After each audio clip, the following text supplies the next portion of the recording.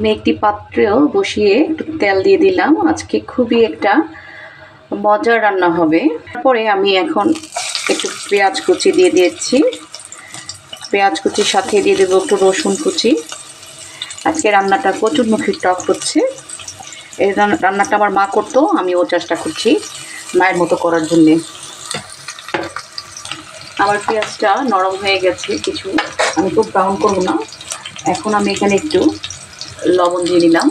আমি কচুরমুখীতে একটু লবণ দিয়েছিলাম, এখন তাকে অল্প দিলাম। সামান্য পরিমাণে হলুদ দিব, খুব বেশি দিব না। সামান্য পরিমাণে হলুদ, সামান্য পরিমাণে মরিচের গুঁড়ো, একটু ধনে গুঁড়ো। এখন আমি একটু নেড়ে চেড়ে মশলাগুলো কষাচ্ছি। সামান্য পরিমাণে পানি দিয়ে দিলাম। কিছু পরিমাণে আমি চিংড়ি মাছ দিয়ে দিলাম, ছোটো ছোটো চিংড়ি, মলা চিংড়ি খেতে ভালো লাগে। এখানে কিছু কচুরমুখী আমি সিদ্ধ করে নিয়েছি, দেখুন কি চমৎকারভাবে সিদ্ধ হয়ে গেছে। আমি এটা একটুখানি ম্যাশ করে নিয়েছি। আমি একটু এটা ম্যাশ করে নিতে পারি, নিয়ে এটা আমি দিয়ে দিতে পারি, তাহলে খেতে খুব ভালো লাগবে। দেখুন আমি খুব বেশি ম্যাশ করছি না, কিছু এবার ম্যাশ করে নিচ্ছি।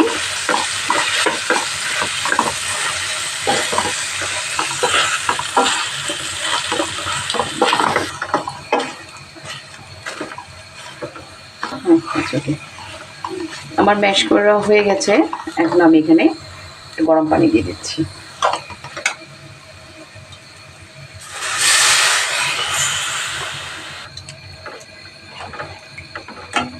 দেখুন অনেকগুলো ম্যাশ করে নিয়েছি, এখন পানি দিয়েছি। অপেক্ষা করবো বলক আসা পর্যন্ত। ঝালের জন্য আমি কিছু কাঁচামরিচ দিয়ে দিলাম, ঝালটা আসবে, কারণ আমি শুকনো মরিচের ঝাল বেশি দেইনি, কাঁচামরিচের ঝালটাই খেতে ভালো লাগে টকে।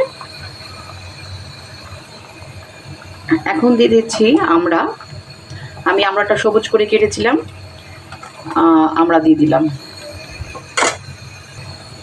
কিছু লেবু পাতা দিয়ে দিচ্ছি সুঘ্রাণের জন্য, খুবই খেতে মজা লাগে।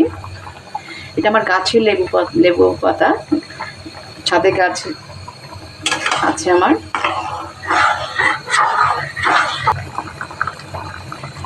আমার কচুরমুখীর ডাল হয়ে গেছে। এখন আমি যারা ঝাল খায় তাদের জন্য 2টা কাঁচামরিচ দিলাম। আর আমি কচু লতি যে কোনো জিনিসে একটু লেবু দিই, লেবুর রসটা দিই, খেতে খুবই ভালো লাগে।